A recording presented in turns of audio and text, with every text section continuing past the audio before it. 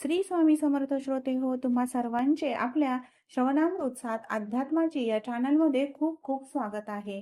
आजच्या व्हिडिओमध्ये आपण गणपती बाप्पा यांच्याविषयीची माहिती श्रवण करणार आहोत. कारण 5 फेब्रुवारी 2026 रोजी माघी संकष्टी चतुर्थी आहे व या निमित्ताने आपण गणपती बाप्पांची जीवनगाथा थोडक्यात श्रवण करणार आहोत. गणपती बाप्पा हे गणांचा ईश म्हणून ओळखले जातात. ते विद्येची, ज्ञानाची देवता म्हणून देखील ओळखले जातात. कोणत्याही शुभ कार्याची सुरुवात करायची असेल तर सर्वप्रथम आपण गणपती बाप्पांचे स्मरण करून कार्याला सुरुवात करतो.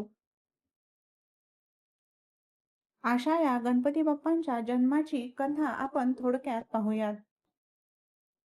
पार्वती माता एकदा कैलास पर्वतावरती स्नान करण्यासाठी गेल्या असता त्यांनी आपल्या मळापासून एक सुंदर बालक घडविले व त्यामध्ये प्राण फुंकले व आजपासून तू माझा पुत्र आहेस व माझे रक्षण कर असे सांगितले. त्यावेळी त्या स्नानासाठी गेल्या असता द्वारपाल म्हणून त्या बालकास उभे केले. तेवढ्यामध्ये भगवान शंकर कैलास पर्वतावरती आले व त्यांनी आपल्या गृहामध्ये जाण्यासाठी त्या बालकाला विचारले असता त्याने आतमध्ये जाण्यास नकार दिला. त्यावेळी भगवान शंकरांना देखील माहिती नव्हते की हा माता पार्वती यांनी बनवलेला आपलाच पुत्र आहे. त्यावेळी अतिशय क्रोधित होऊन भगवान शंकरांनी त्या बालकाचे मस्तक हे धडा वेगळे केले. जेव्हा पार्वतीला हे कळले त्यावेळी त्यांच्या क्रोधाने संपूर्ण सृष्टी हादरली.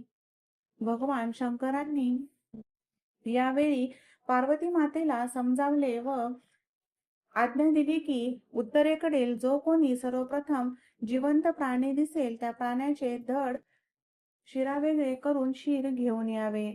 त्यावेळी हत्तीचे शिर आणले गेले व त्या बालकास जोडले गेले. त्यावेळी भगवान शंकरांनी त्या बालकाला जिवंत केले व त्यास गणपती असे नाव दिले. गणांचा ईश म्हणजेच गणपती असे नामकरण करण्यात आले. गणपती बाप्पा हे लहानपणापासूनच अतिशय बुद्धिमान होते. ते वेद, शास्त्र, गणित, तंत्रज्ञान सर्व काही जाणत होते. एके दिवशी भगवान शंकर हे आपल्या कुटुंबासमवेत बसलेले असताना नारद मुनी हे कैलास पर्वतावरती आले व त्यांनी असे सांगितले की हातामध्ये एक फळ आणले होते व त्यांनी सांगितले की हे फळ ज्ञानाचे फळ आहे. जो कोणी सर्वप्रथम पृथ्वीला प्रदक्षिणा करून कैलास पर्वतावरती परत येईल त्यास हे फळ मिळेल. त्यावेळी कार्तिकेय पृथ्वी प्रदक्षिणेसाठी लगेच निघाले, परंतु गणपती बाप्पा हे मात्र काहीच हालचाल न करता कैलास पर्वतावरतीच बसलेले होते. त्यावेळी नारदांनी विचारणा केली असता गणपती बाप्पांनी सांगितले की माझ्या जगात माझे आई वडीलच ही माझी संपूर्ण सृष्टी आहे. त्यावेळी गणपती बाप्पांनी आपल्या आई वडिलांना म्हणजेच भगवान शंकर व माता पार्वती यांना प्रदक्षिणा घातली.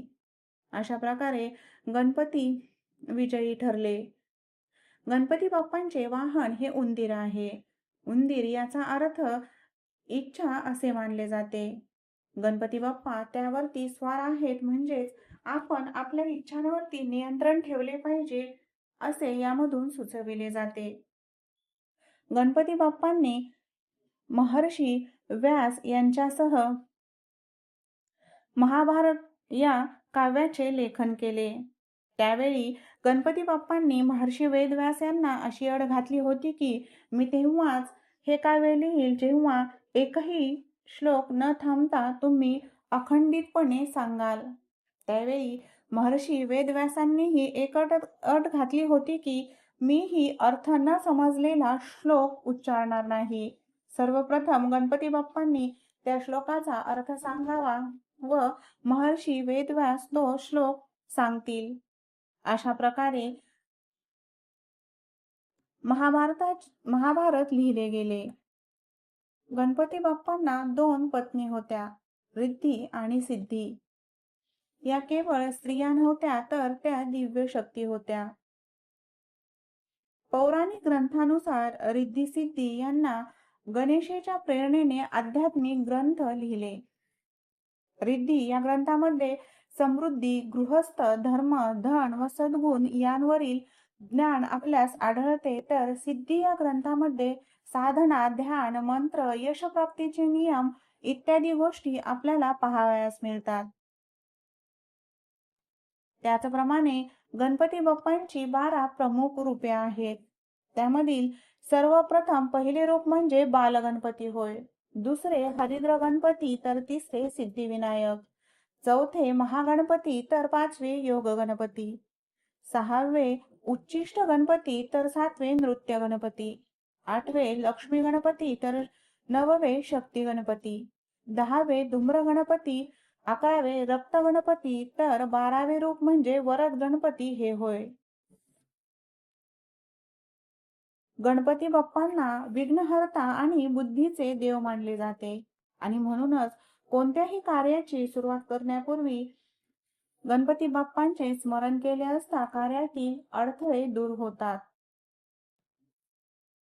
अशा या आपल्या लाडक्या गणपती बाप्पांची कृपा प्राप्त करून घेण्यासाठी गणपती बाप्पांची सेवा म्हणजेच त्यांची पूजा अर्चना करावी. त्याचप्रमाणे गणपती स्तोत्र, गणपती अथर्वशीर्ष, ओम नमो गणपते नमः या मंत्राचा जाप करावा. त्याचप्रमाणे आपले आचरण हे शुद्ध, सात्विक व योग्य ठेवावे. इतरांना मदत करावी.